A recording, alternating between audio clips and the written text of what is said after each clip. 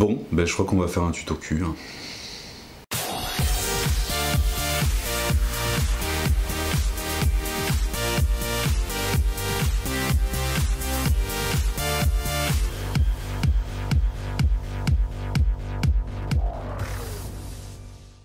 Hey, salut tout le monde, c'est Jérémy de Monsieur Jérémy. J'espère que vous allez bien. Aujourd'hui c'est un tuto cul et on va parler d'une pratique qui s'appelle le pegging. Le pegging, c'est le fait de se faire chevaucher par sa nana. Vous êtes encore là? Concrètement, c'est une pratique qui est une pratique donc de sodomie sur un homme faite par une femme. En gros, c'est des pratiques qui reviennent et qui sont de plus en plus populaires parce qu'effectivement, bah ouais, le plaisir anal se libère, on va dire, pour l'homme, quel qu'il soit. Ça peut être aussi utilisé dans des jeux de rôle, des jeux de BDSM, domination, soumission, etc. ou tout simplement pour le plaisir des deux individus parce que oui, ça fait plaisir aux deux. Pourquoi ça s'appelle le pegging? En fait, ça vient de l'anglais to peg, qui veut dire pitonner, enfoncer un clou. Oui, l'image est assez originale, je trouve, voilà. Je vais donc vous donner des conseils pour commencer le pegging, découvrir cette pratique.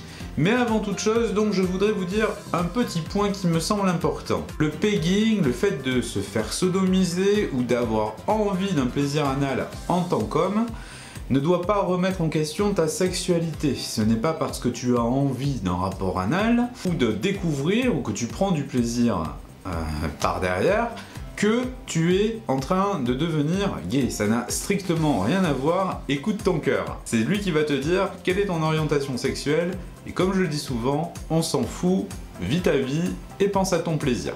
La deuxième chose, c'est qu'il faut faire attention entre le plaisir anal et le plaisir prostatique. C'est relativement différent. Le pegging, en fait, va te faire avoir la sensation d'une sodomie, c'est-à-dire que c'est le va-et-vient qui va te stimuler. Certes, il y aura aussi tape, on va dire, au niveau de ta prostate, donc c'est un plaisir cumulé. Cependant, la stimulation prostatique, c'est uniquement la stimulation d'un point donné au niveau de la prostate.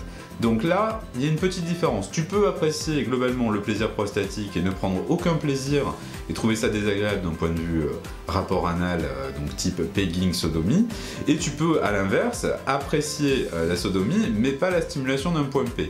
Donc voilà, déjà, c'est deux choses importantes. Avant de commencer, je voulais qu'on soit clair. Alors, mon premier conseil déjà pour approcher, on va dire, le domaine et la pratique du pegging, déjà, c'est d'en discuter.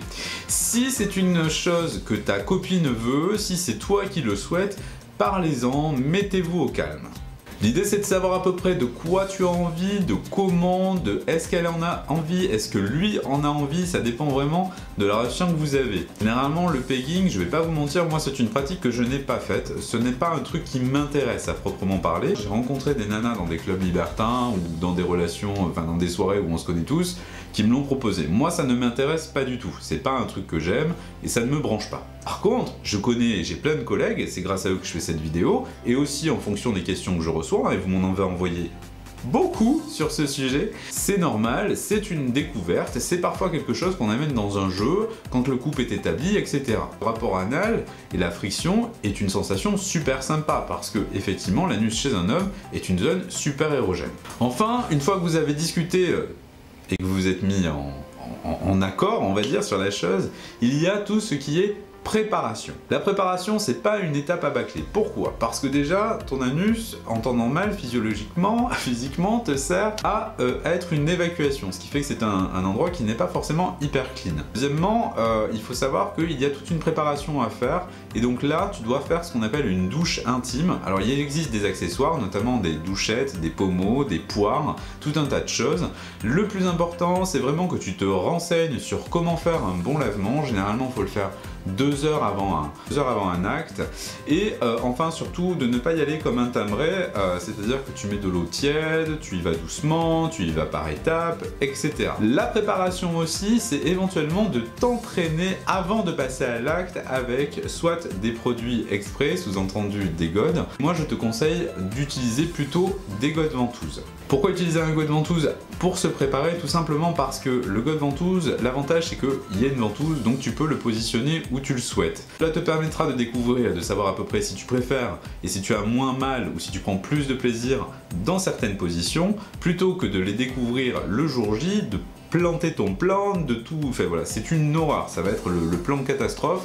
Donc entraîne-toi avant, découvre un petit peu quelles sont en fait, tes zones érogènes, comment tu prends du plaisir, est-ce que c'est plutôt à quatre pattes, sur le dos, savoir à peu près quel est ton rythme pour pouvoir orienter aussi ta compagne sur les va-et-vient et la profondeur.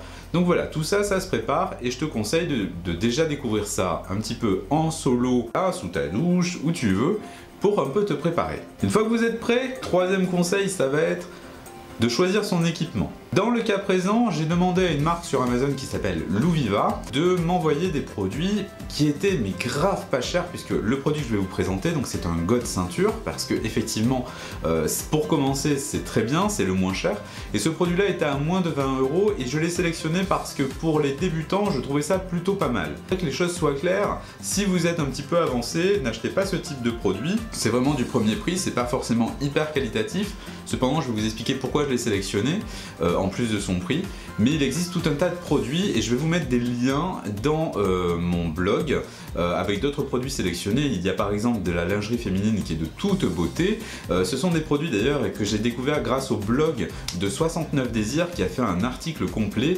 qui est vraiment très intéressant, et là aussi je vais vous mettre un lien pour que vous puissiez aller voir. Alors le produit que j'ai sélectionné, c'est un produit donc de chez Lover Yo-Yo qui est un God ceinture et qui est sur Amazon. Je vous mets un lien si vous voulez aller voir. L'idée c'est plutôt de vous expliquer pourquoi j'ai choisi ce produit là, et ça pourra peut-être vous orienter si vous voulez débuter sur ce produit ou un autre, on s'en fiche, mais pour le coup ça vous permettra de vous renseigner sur ce qu'il faut, je trouve, savoir avant de commencer le pegging ou sur les premières fois. Donc c'est présenté comme ça dans une boîte, c'est très simple, c'est plutôt pas mal. Ce produit il était affiché à moins de 20 € livraison comprise, donc c'était hyper intéressant. Une petite pochette pour le ranger, et vous avez surtout donc le God ceinture. Je présente comme ça. L'avantage c'est que sur un God ceinture, vous avez une partie qui va au niveau donc du vagin et la partie pénétrante qui est devant. Pourquoi j'ai choisi ce produit? Alors tout simplement parce que c'était un produit donc qui était modulable. C'est-à-dire que vous avez des ventouses. Un système qui s'appelle normalement chez Doc Johnson le VacuLock, c'est le même système, donc qui se présente comme ceci, qui vous permet de mettre à l'intérieur donc des godemichés que vous pouvez sélectionner, sous réserve que ce soit compatible. Donc là ce que je vais faire, je vous mettrai la dimension du trou du VacuLock et la dimension de ça, si jamais vous êtes intéressé par ce produit et que vous avez déjà du matériel, voir si c'est compatible, tout ça je vous le mets sur mon blog. Pour revenir là-dessus, donc ce produit-là, je l'ai choisi pour différentes raisons. Tout simplement parce que les godemichés qui étaient fournis avec, qui ne sont pas forcément dans une super qualité, c'est ce qu'on appelle du jelly, c'est vraiment pas top. Cependant, moi, tout ce qui est pénétration, je vous conseille de mettre des préservatifs dessus. Donc là, ça n'aura pas trop d'incidence sur la longueur si vous l'entretenez bien. Et j'ai surtout choisi ce produit tout simplement parce que c'était un produit qui est hyper mou et souple. Donc l'avantage, c'est que justement lors d'une première pénétration, le fait que ce soit mou et ultra souple ne vous fera pas mal. Faites super attention lorsque vous achetez des God ceinture ou des God tout court. Si un produit est vraiment raide et dans un plastique de très mauvaise qualité, ça pourra vous blesser parce que ça va rentrer directement, vous ne serez pas préparé, c'est vraiment infernal. Pareil, choisissez bien, et c'est pour ça que je vous conseille de mettre des préservatifs dessus, le lubrifiant qui va vous permettre de vous préparer et d'avoir un meilleur rapport. Personnellement, je trouve qu'il est plus intéressant d'utiliser des lubrifiants à base d'eau plutôt que du silicone, même si effectivement le silicone a tendance à durer beaucoup plus longtemps, je trouve que pour l'effet de glissement, c'est moins important. Autant le silicone en usage vaginal, je trouve ça fantastique, que sur du rapport anal, ça tient un peu plus, donc on sent beaucoup plus les sensations. Après tout dépend justement de votre état d'avancement, mais si vous êtes débutant, moi je vous conseille vraiment de mettre un lubrifiant à base d'eau très épais qui va durer longtemps, vous protéger et faire que ça glisse un peu mieux. Pour revenir là-dessus sur le God ceinture, il est vraiment important de choisir un God ceinture qui soit adapté. Celui-là était plutôt pas mal dans le fait où les bandes sont super larges et que vous pouviez justement bien les mettre en place, justement pour que la nana elle ait un bon point de maintien. Le seul défaut que je lui trouve, c'est que la bande arrière là est super large, donc du coup au niveau des fesses, c'est pas très sexy, et deuxièmement c'est peut-être pas très agréable à porter. C'est pas des choses qu'on va garder en permanence, donc du coup bon. Pour une première fois, encore une fois, à moins de 20 € livraison comprise, vous risquez pas grand chose. Après, effectivement, si vous voyez que ça vous plaît, je vous engage vraiment à aller voir des produits plus évolués, peut-être même d'utiliser ce qu'on appelle donc des godes ceinture autoportants, c'est-à-dire sans la ceinture, c'est un gode en fait qui se coince au niveau donc du vagin et qui permet de pénétrer. Après, pour le coup, il faut que ta compagne soit vraiment très fortement musclée, s'entraîne, etc. Pour le tenir, c'est pas forcément super pratique, mais c'est une autre approche du pegging. Et enfin, le dernier conseil pour terminer la vidéo, c'est le jour du passage à l'acte. Détendez-vous, mettez-vous bien, soyez détendu, préparez-vous bien avant. Pareil, faites des jeux érotiques, des préliminaires autour de la zone. Mettez-vous dans le rôle, ne vous mettez pas la pression et ne lui mettez pas non plus la pression. Et inversement, c'est très important. C'est un échange, c'est un rapport très particulier. En tant qu'homme, il est très dur parfois parce que ça remet en cause beaucoup de choses. Ça remet en cause la masculinité, la virilité. Oui, c'est très con, mais c'est comme ça. Mais par contre, effectivement, c'est une zone à plaisir. Il ne faut pas en avoir honte, il faut vraiment se détendre. Tout va bien se passer. Si vous avez peur justement des petits accidents liés au rapport anal, eh bien c'est très simple. Préparez-vous une ambiance sympathique, mettez des protections sur votre lit de type serviette, des jolies serviettes sombres en l'occurrence feront bien l'affaire, mettez éventuellement des bougies parfumées, des choses comme ça, une ambiance propice à quelque chose de sympathique et ne vous mettez pas la pression. Vous avez été aussi nombreux à me poser des questions sur ce sujet et donc j'aimerais qu'on parle de quelque chose qui est pour moi super important. Quand vous me parlez de pegging, de sodomie, vous mettez souvent ça en corrélation avec des soirées libertines type maîtresse et dominaze sur des clubs ou parfois des rapports avec des professionnels.